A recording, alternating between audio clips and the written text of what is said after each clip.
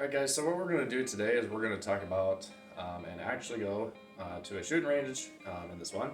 And what we're going to do is we're going to do some technical shooting, and I feel that I haven't really did a whole lot of practice. I know that a lot of people get the privilege to shoot necessarily in certain areas. Some people are not privileged to shoot in outdoors as much or not go shooting it as much as they would like to. But at least a few times in your year, you should go and leastwise practice concealed carry practice, or just shoot a target in general, just to get kind of your skills. If I do, I'm gonna want to follow up.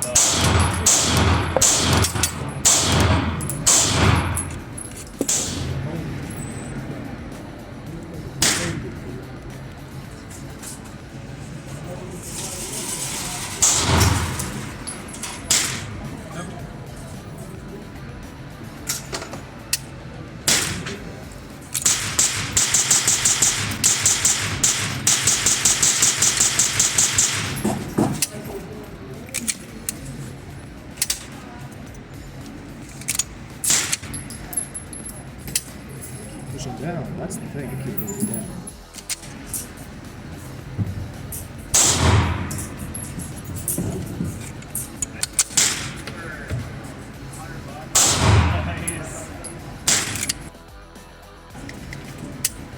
Oh, I keep pushing.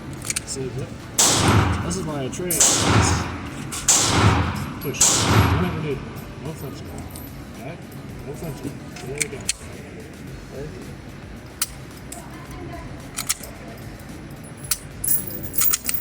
Like it. Just not too tight, not too hard.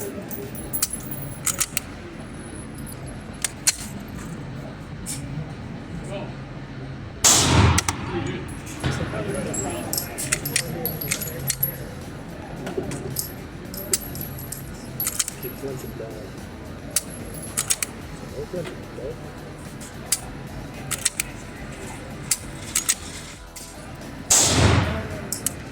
Nice bird. Try it again.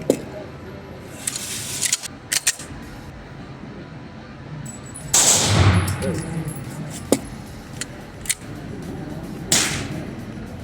Dot, just on the dot.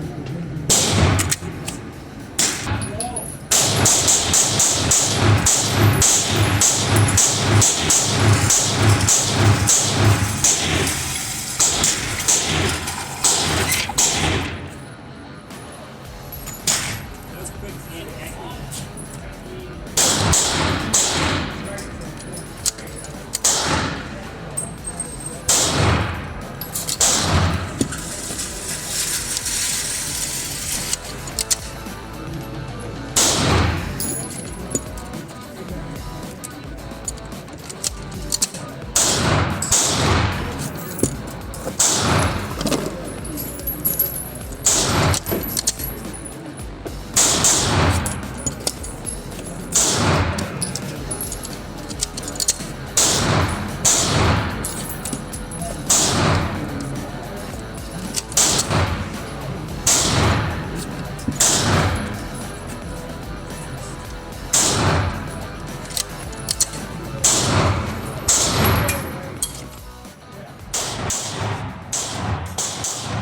Alright guys, so this will finish up the video here, and I just wanted to say that I was needing a lot more practice than I even thought. I haven't really shot, actually on paper for a very long time, and people say, paper is really boring, it doesn't really react as much. The reason why I figured out why a lot of people say that is because they don't like seeing themselves miss so bad.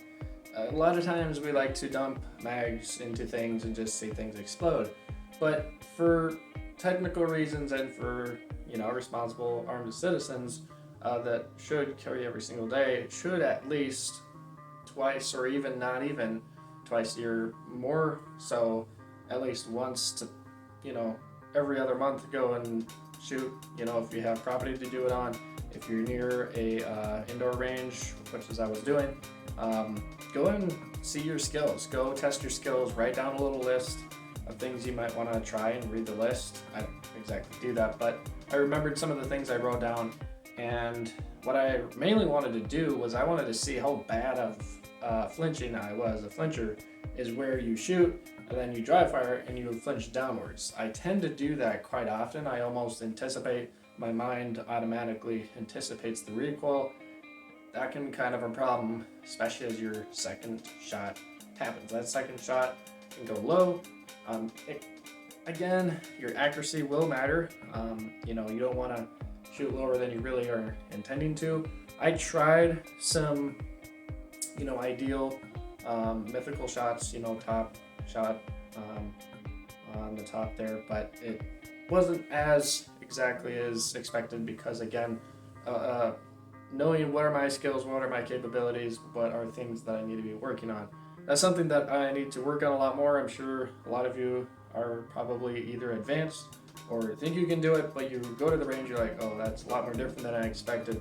So yeah, it's just kind of fun to try different things. There's a lot that I am starting to learn, especially as a person that, you know, wants to be accurate, and you feel a good 10% more accurate the day that you go and shoot, target shoot, and then you walk into a gas station and you're like, okay, now I don't feel like I cannot, you know, I cannot have a skill. It's like you're almost getting a good rep in your mind. It's almost like doing an exercise. You're like, I feel good about this. I, you know, can be able to feel like I can do this. Because if I stretch my capabilities, said 10, 20 plus yards, that can make me a better, more accurate, you know, defender, I should say. Not a shooter, but a defender with trigger press and all that jazz. There's so much things that goes into just one shot. You would be surprised. The aiming, the you know, the drop in the bucket, what's it called? Equal light, equal sight, you know, all kinds of things that really go down into 1 second where a bullet flies. And sometimes it can be a little too technical with stuff, but just to give you an idea, kind of where you are, you know, when you are going to carry, if you've already been doing it for years, I'd really recommend, hey, maybe just this evening, if you have land, if you have a little bit of property, go and try it out and see, okay, you know, I want to see what your capabilities are. Test yourself out there.